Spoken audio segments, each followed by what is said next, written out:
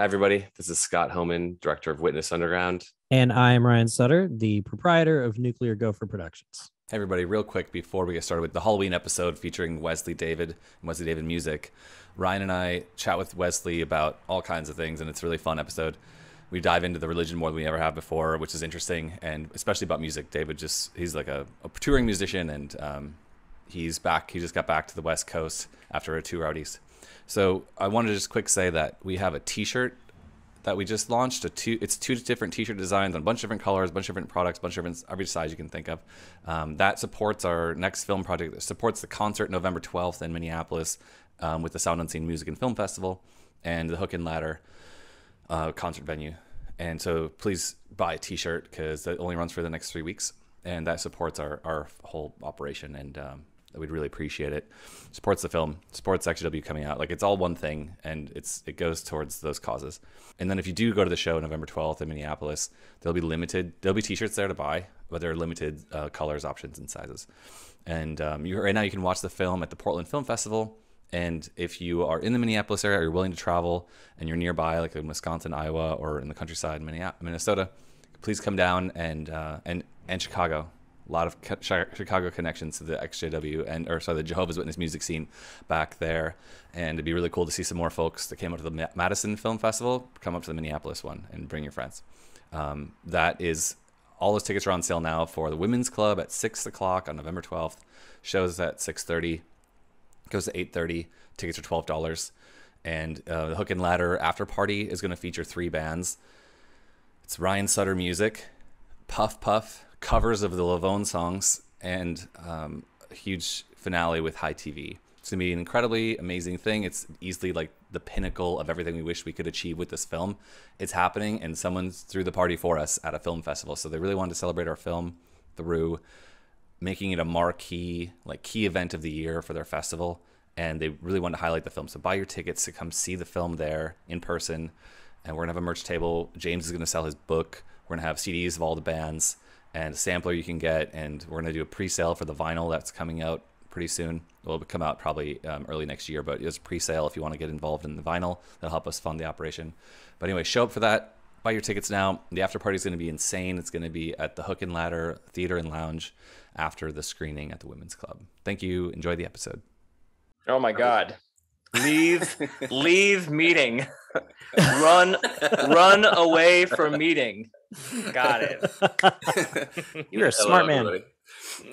This is the Witness Underground podcast. Today we have Ryan Sutter, per usual, myself, Scott Homan, director of Witness Underground, and Wesley David of Wesley David Music. Real quick, if you've never heard of Witness Underground, it's a documentary film about a cult and a music scene that arises within a cult, and the exits of the people at the core of the scene as they funnel out of the religion.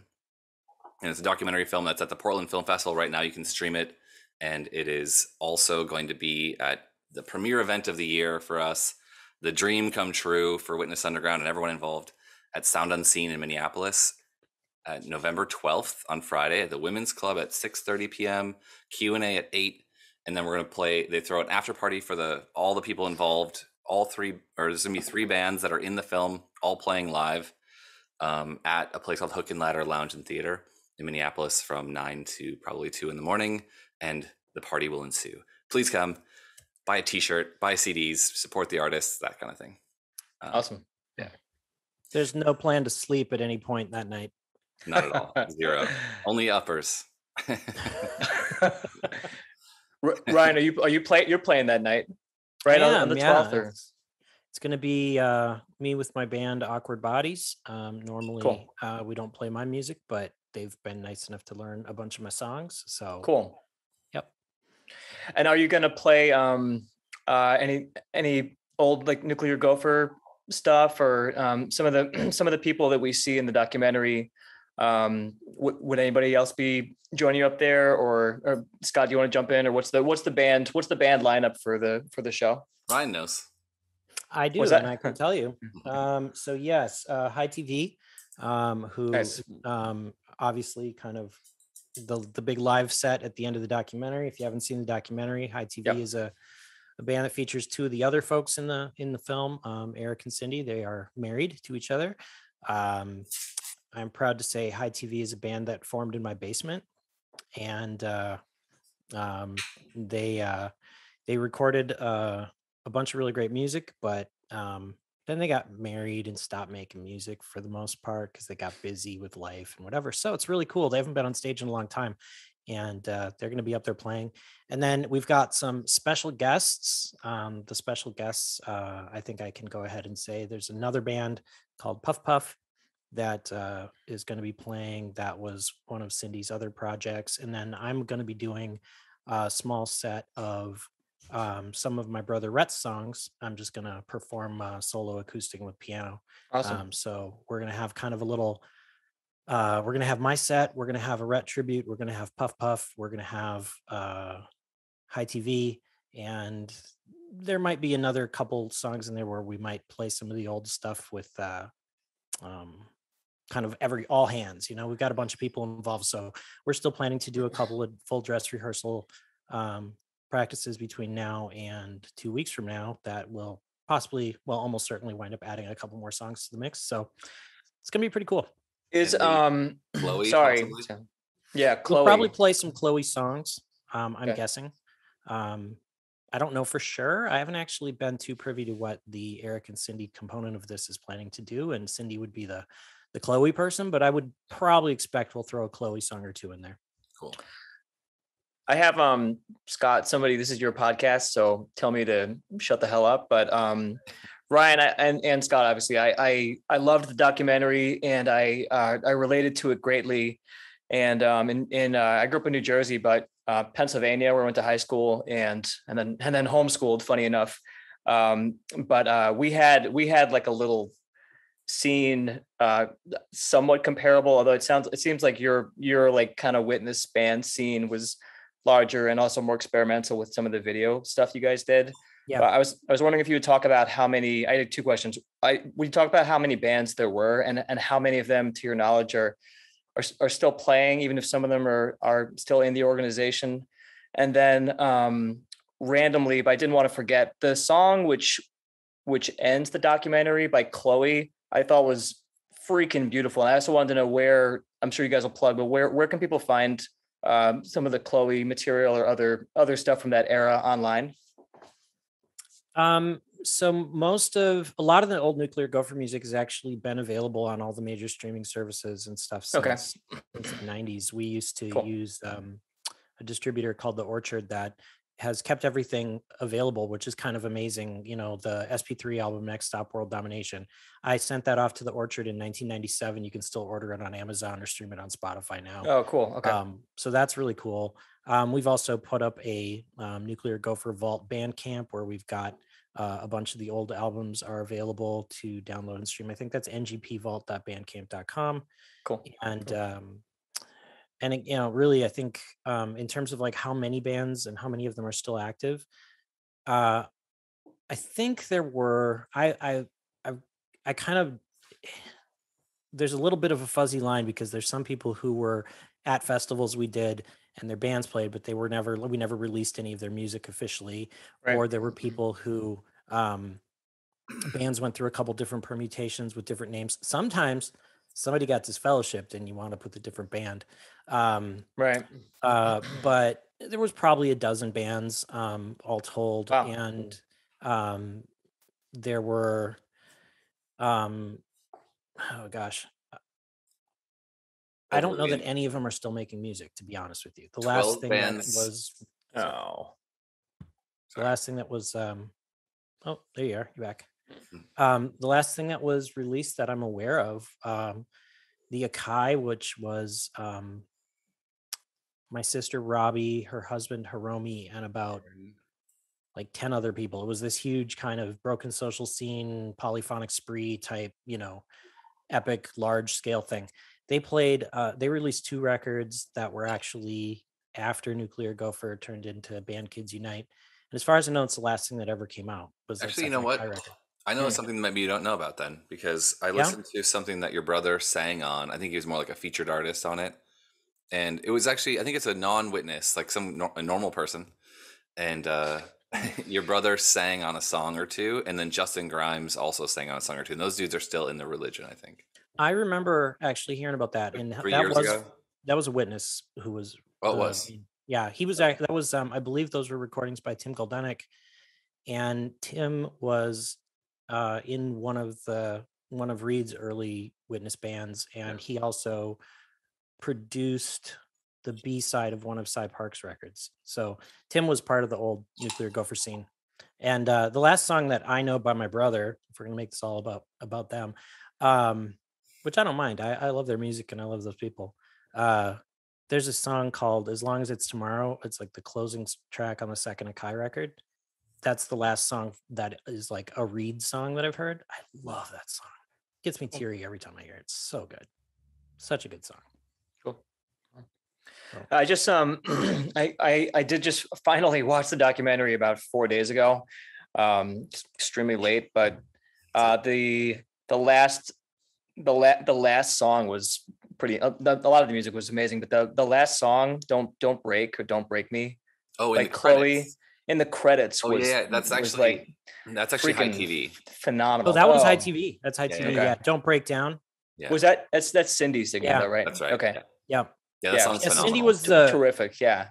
she was her and my sister Robbie started Chloe together when they were both teenagers, and they were originally called Tetsuo, and I did their first few recordings in my apartment, and then they did this show at a coffee shop that shows up in the documentary for like a brief little section, and then they found out there was a band in Chicago called Tetsuo. They changed their name to Chloe, and then they did "Hello, My Name Is Chloe" and the Chloe After School special. And I think you can't get "Hello, My Name Is Chloe" anymore, but you can get the Chloe After School special.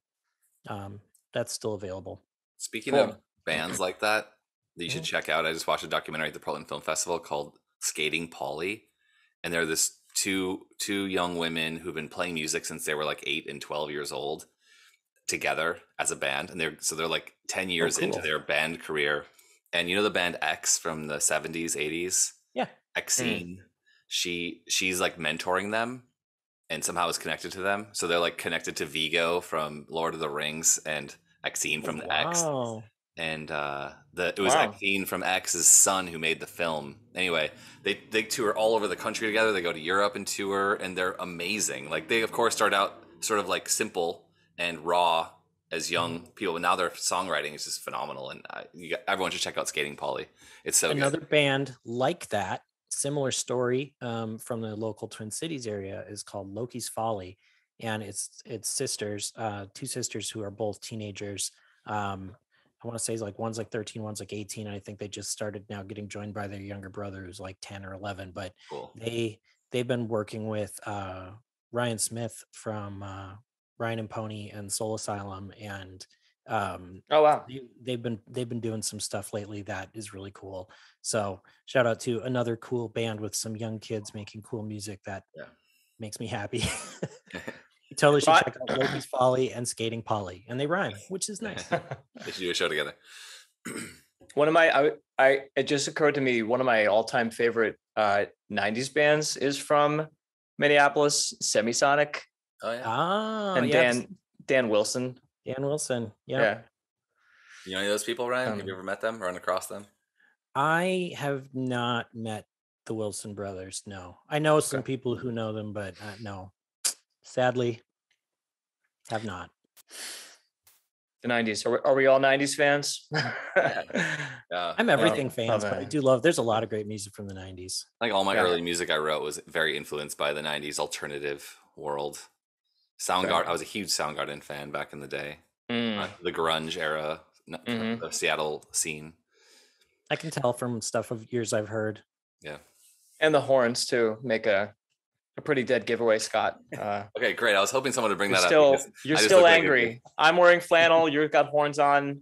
I don't know. I can't tell what Ryan's wearing, but I assume he's angry. My trusty Fear the Walk-In shirt. So I think that. Wait, can we see? Can the viewing audience see that? It's actually the T-shirt I'm wearing in the documentary. Apparently, it's the only shirt I own. Oh my God! You have 15 seconds to show that before it's a copyright issue.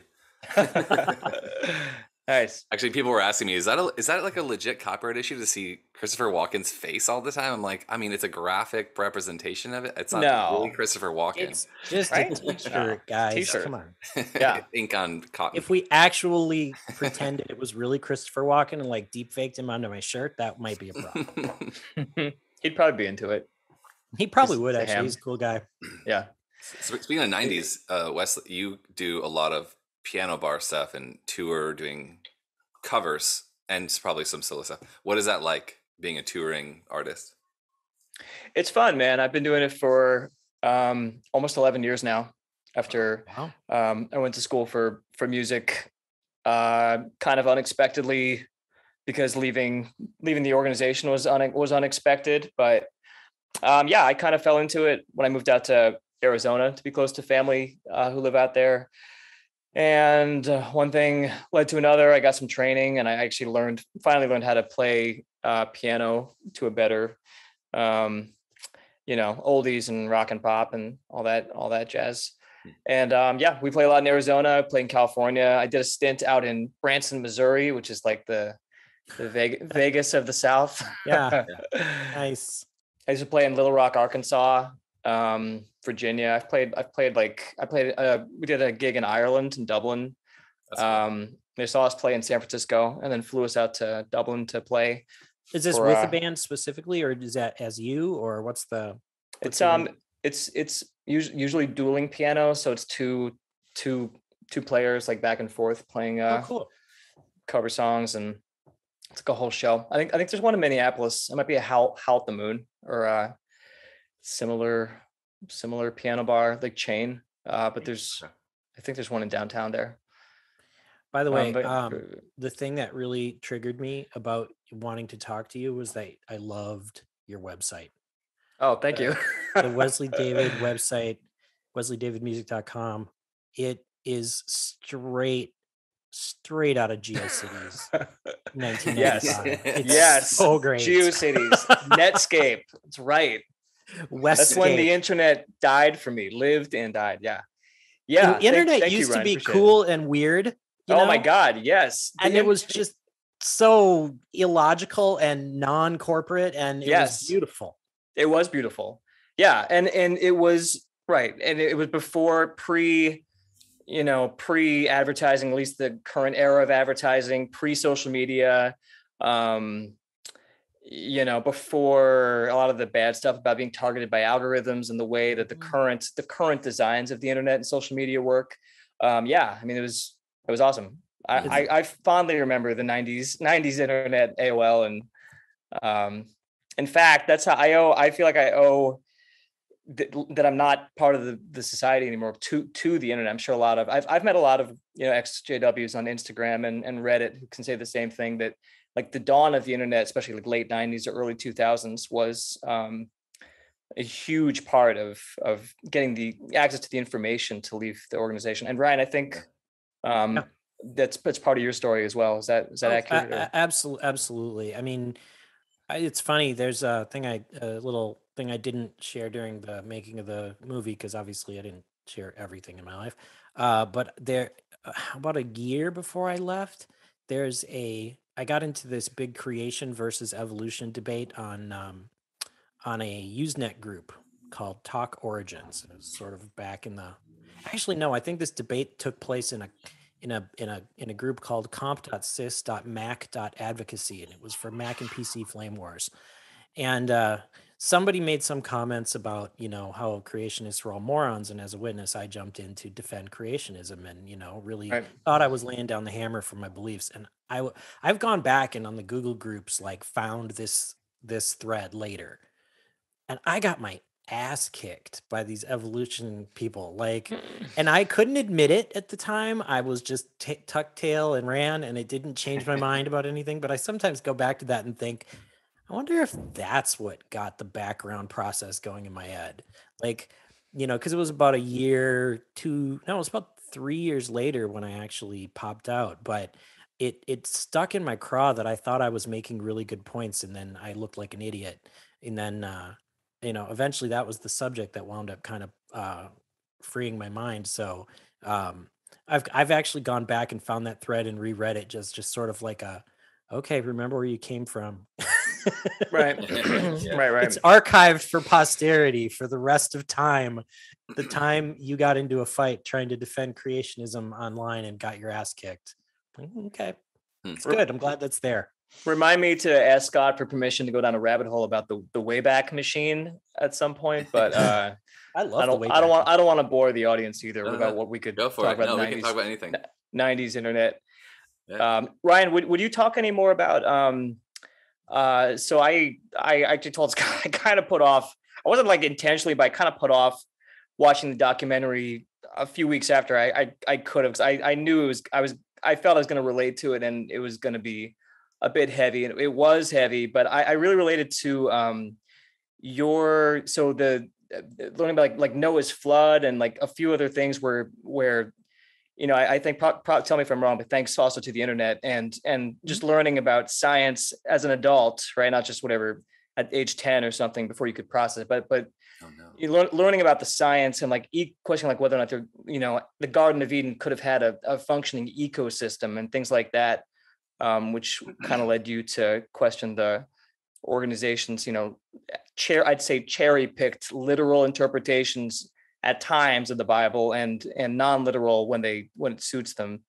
But if you think about, I went through something similar. That's all I was going to lead up to. But. Oh yeah, I think a lot of people that I've talked to have. I mean, it's such a well. If you grew up a witness and you grew up in the theocratic ministry school, yeah, there are whole paragraphs and things you get graded on in the TMS about like making valid arguments. They actually go through and they talk about what's a fallacy. They talk about how to construct a proper argument, how to be honest, all this stuff. They lay it out for you. And I mean, I think I gave my first talk in theocratic ministry school when I was like 5.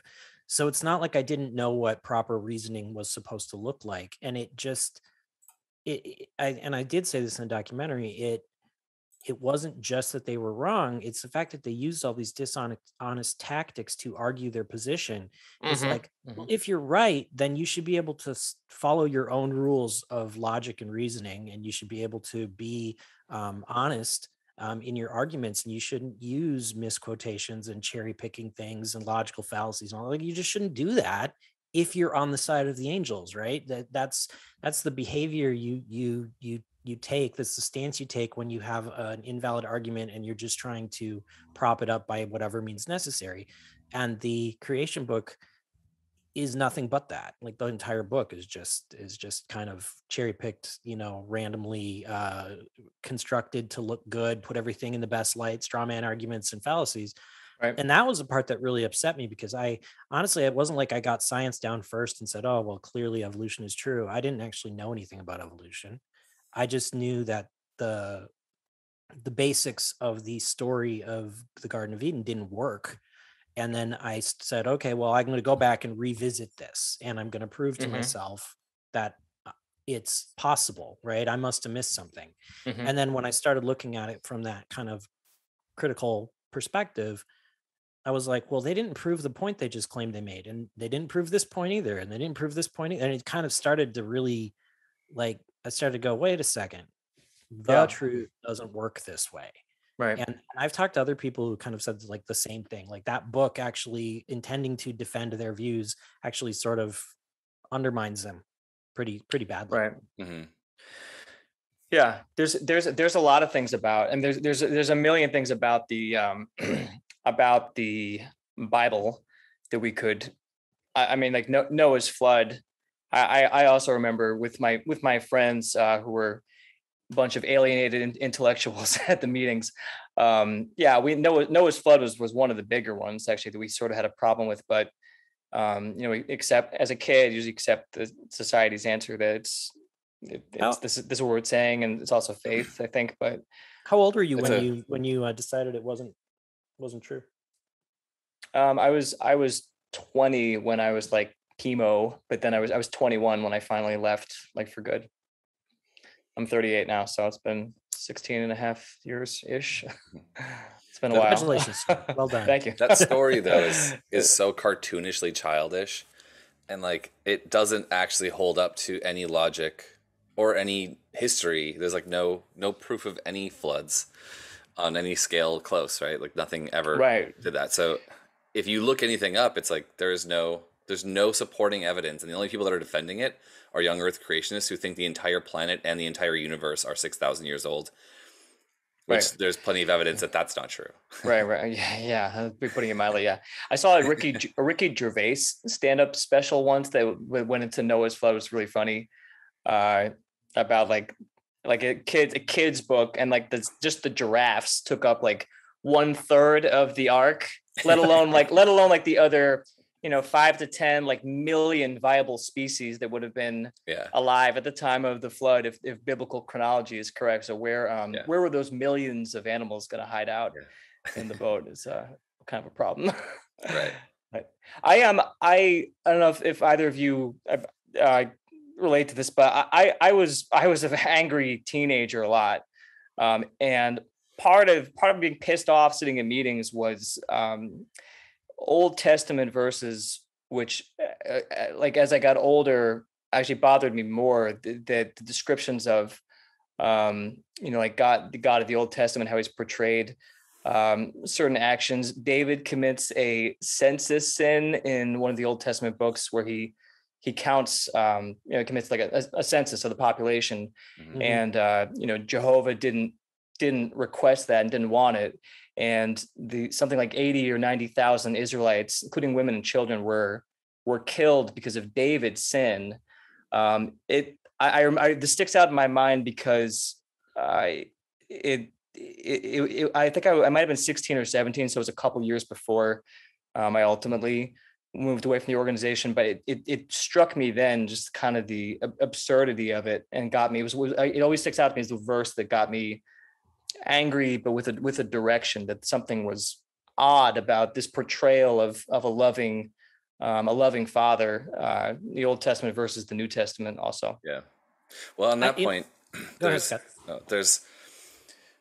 two things I want to say there. One is, if that many people died, it would be a huge, outrageous event. Like, people would be, all the survivors would be suffering deeply. Like, everyone was affected by those many deaths and mourning. And it just seems like the logical conclusion is that those people died for some completely unrelated reason. And then the people who survived concluded that, it must have been our king who did this stupid new law that we hated. He counted. God hates counting things. Yeah. In some ways, it's a relief when you really dig into any real Old Testament scholarship, and you learn sort of about the biblical criticism that started in Germany a few hundred years ago, and like that sort of has gone through and done the textual analysis and has cross-referenced it to what we now know from archaeology and from Canaanites and the other different cultures in that area.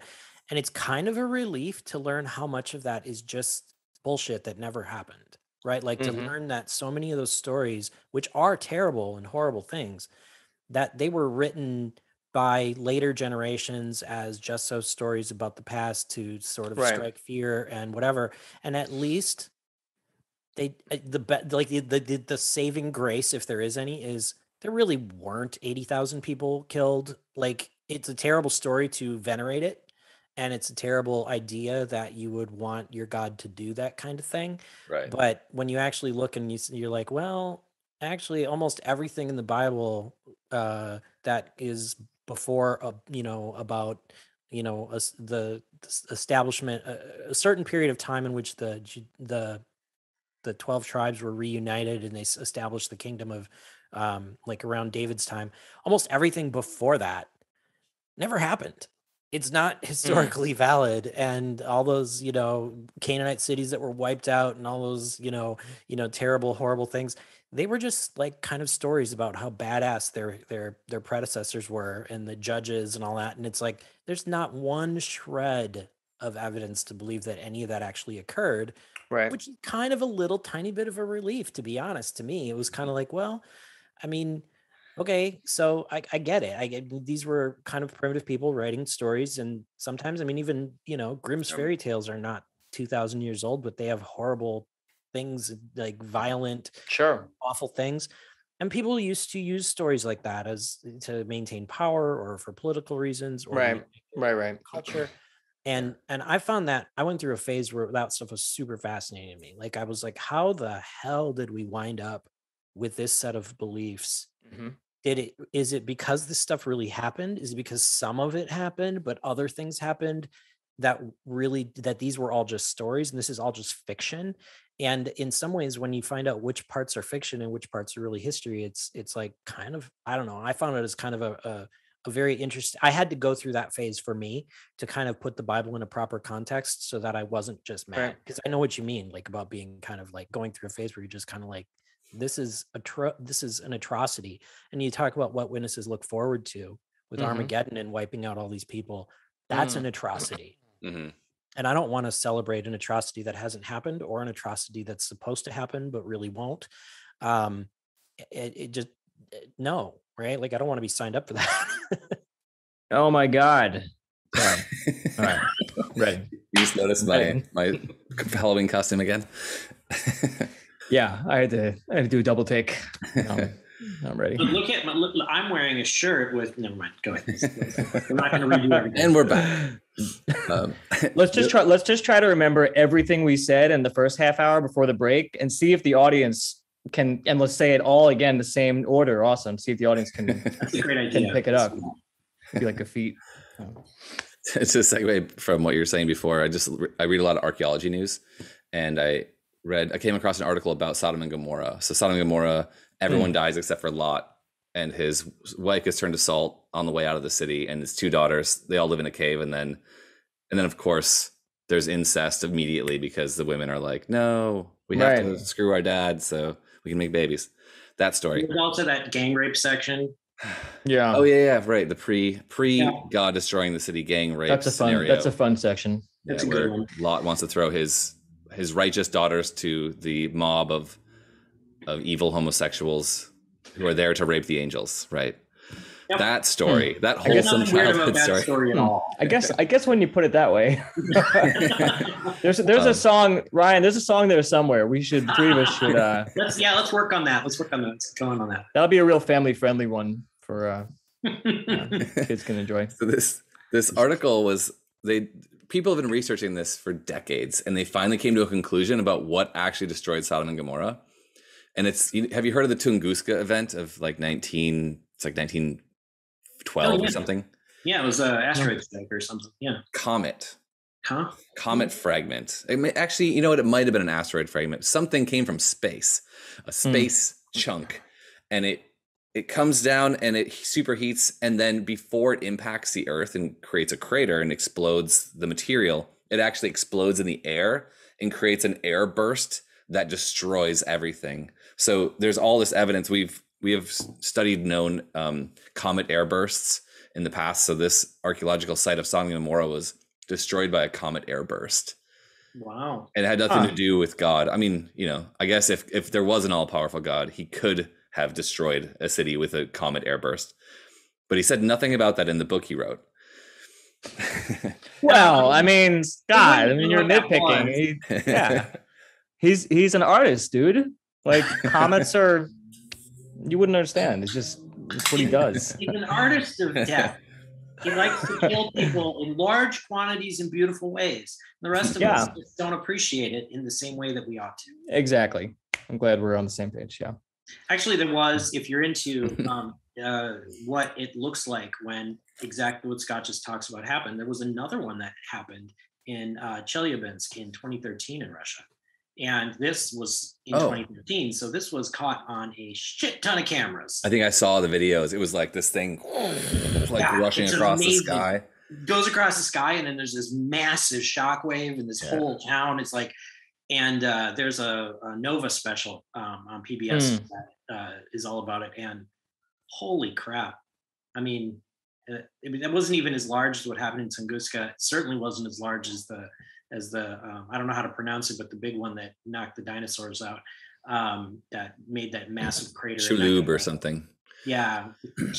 Chicxulub, Chick-fil-A, something. Yeah. I don't know. But yeah, that's scary. But I mean, if it's kind of like how there's also some evidence that it's possible that the flood stories that predate the Bible and go back to other, you can go back to like Epic of Gilgamesh and things like that from before, long before the Israelites existed. There's some people who argue that when the Bosporus Strait flooded and caused the Black Sea, I'll say it's the Black Sea, to fill up and go from being like a small local lake to being a whole friggin' like ocean inland sea.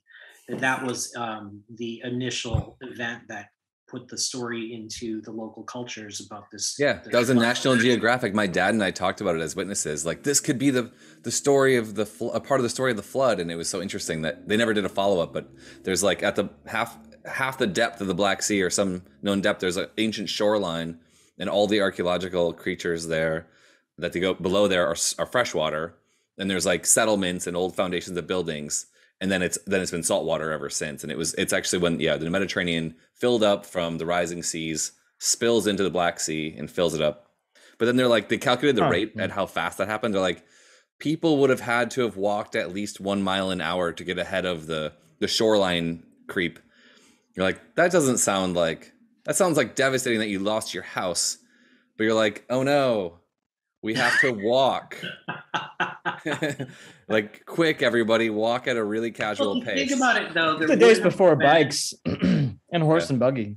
Yeah. You're dragging your belongings. No, they might have a horse and buggy. But you would have had tens of thousands of people potentially impacted. They would have carried that story to other places, and they would have embellished survived. The hell out of it. Like, most of them would have survived, right? Right. To tell the story. So, I mean, it's interesting. I don't know how relevant it is, though, honestly, because like we were told that in this year, the entire world, even like Mount Everest, was all covered. Yeah. And it's like, no. Are you? Sorry, side topic. This book you should all check out. It's fascinating. Cool. Graham Hancock, America Before. He's known, and he admits all throughout the book that he's like considered a pseudoscientist. He's definitely a fringe dude who explores some fringy things. You know about him? Oh yeah. No? Yeah. Okay. He's kind of like a kind of along the lines of I mean, I love the stuff that he talks about because there's always really fascinating, weird stuff in there that is true, and it gives you a lot to chew on. I don't know if I always agree with his conclusions, but I've got several. Yeah, same. I have America before we were here. America. It's actually, it has a lot to do with Native American culture, Native American history, but he goes into like the DNA evidence for where Native Americans in North America came from, and Jews. They came from the Jews. The Lamanites. I learned that from being the only Jew here. I think I can testify to this. I believe so. You need credit for that one. You can have that one. Right. Yep.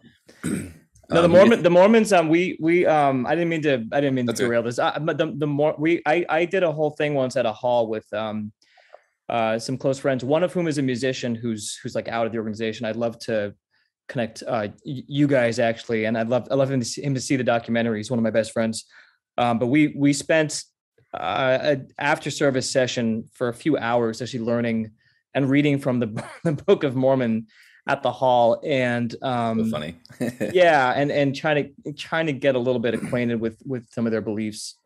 I had a friend I grew up with in New Jersey who was Mormon, and then in Arizona there's quite a lot of them. There actually are some. It's not a ton of belief similarities, but there are some organizational and structural similarities between Latter-day Saints and Jehovah's Witnesses. Yeah. Well, both groups kind of started in the same general fervor religion in New York at around the same time period. So we have some definite overlap. Right. I'm curious about one thing. It's not kind of a pivot, but I want to get back to your music for a second. You do the dueling pianos thing. Talk about your own music? Do you release anything? Do you have anything? What's out there? Hey, there we go. Is that what I think it is? Yeah. Is that vinyl? It is. Whoa. Nice. Yeah. Man. What's that? We need to learn from you. We're trying to get a vinyl press of some archival. Oh yeah. They're kind of expensive. Mobaneco. It's pretty great. Man. Yeah, I'm actually.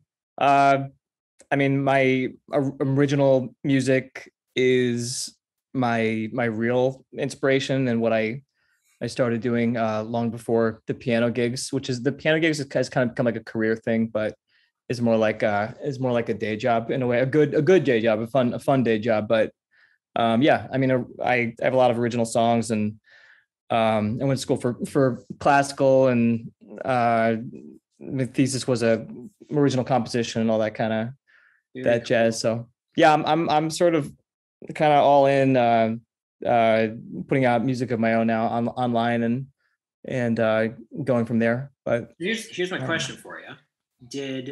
Since you left around 20, you said, yep.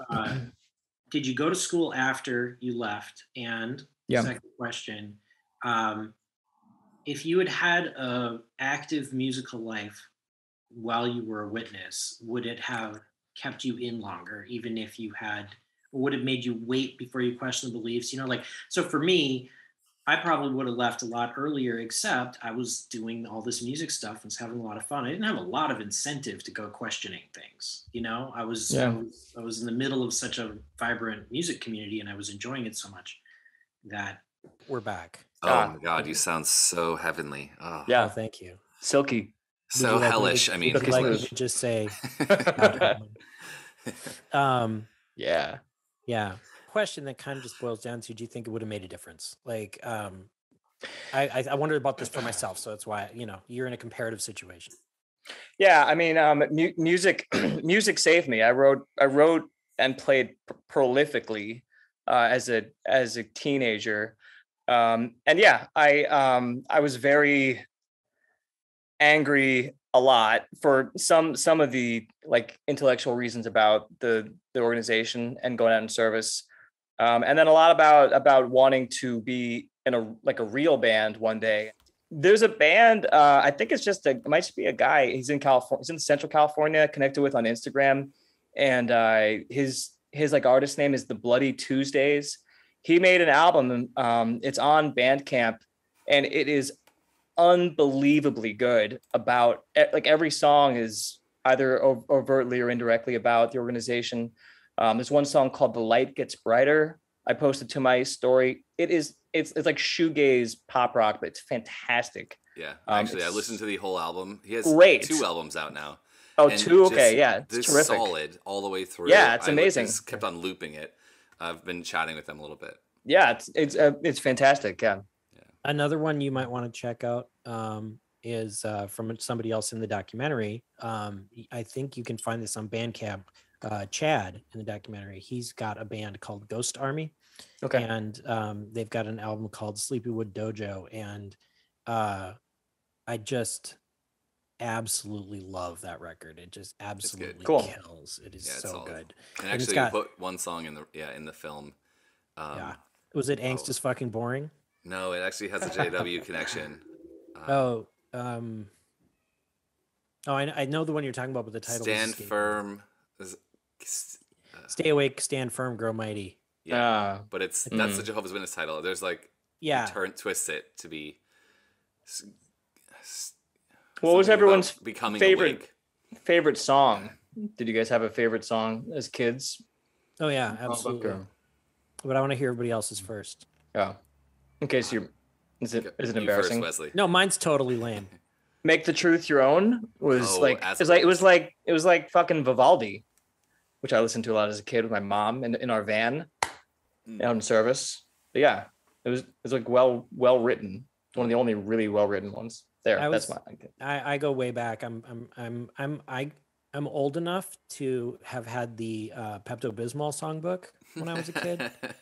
How there's cover. The brown one, right, with the hardcover, but before that there was a soft cover one that was exactly Pepto-Bismol pink, and that had the older version, the original OG version of "Keep Your Eyes on the Prize" was, I want to say, the last song in that book. And whenever we got to sing "Keep Your Eyes on the Prize," I was very excited. And I don't know why. I just really liked that song when I was a kid, and I think it was because I liked the line, "When tongues of dumb ones fill the air," and then they went and edited it and changed it to tongues of mute ones, because I always thought it was about people who were stupid were still going to get to live forever. I always liked the metal song. Dun, dun, dun, dun, dun, Mm. dun, dun, dun, dun, Dark dun, days are dun, here, dun, men dun, live in fear. yeah. Yeah, Oh, that one's yeah. good. I always wanted to cover that to make like the metal version. I'm sure someone has at this point. That would be great. I'm pretty sure Yeah. they pulled the plug on that one when they came out with the new songbook in the last like 8 years or whatever. Do they still have the molesting bees one? I hope so, because that makes people hate the Witnesses. It is one of the best lines ever written in a lyric ever. I brought a high school friend of mine to the Kingdom Hall once, and that song came on, and she looked at me like, "What the fuck is this? What are we doing here? You singing this?" What song are we talking about? Why don't I know this? the one that says something about like bees that were molested, but I will ever beat them off. Those are literally the lyrics to the song. Jesus. And it's something to do with, I don't know, the demons harassing you or something. Yeah, like a swarm of angry bees, and that you're supposed to be getting, beating the bees off of you. But the lyric is actually something like bees that were molested, but I will ever beat them off. And that's like a line that I would snicker at every single time we ever had to sing that part. That's great. No, I don't remember that for some reason. I've repressed that song, I guess. Yeah. I don't remember this song, but That's funny. deep in your memory. Yeah, that is funny. Huh. Everybody go buy Wes's record. You can buy the vinyl. You can buy the CD. You can listen on all of the streaming platforms. All of them. All of them. Yeah. And come watch our movie at Portland Film Festival. And if you can, fly to Minneapolis for November 12th and party with us all night that night. Or if you're already in Minneapolis and you don't have to fly, that's even better. Yeah. Good luck. Also, tell other people about this damn movie. We need people who watch this to tell their friends and family and other people we don't know. Yeah. Scott made a great movie. Tell people about it. Yeah, amazing, Scott. Everything from you do this for a living. Everything from the cinematography to the editing is fantastic. Like it's really well paced. The story is well laid out. It's like really freaking great. So thank you so much. Congratulations to you guys and Ryan. Good luck playing, man. On the I'm looking forward to seeing the live show. So I'll do my best not to screw it up too bad. All right, guys. Take care. Thanks. Happy night. I wish I could be there. I'm playing a piano show on the 12th for the thing. Everything will be recorded, right? The performance. I take it in Minneapolis. Oh, actually, that's a lovely segue. Scott, do you want to talk about what's going to happen with the performance on the 12th?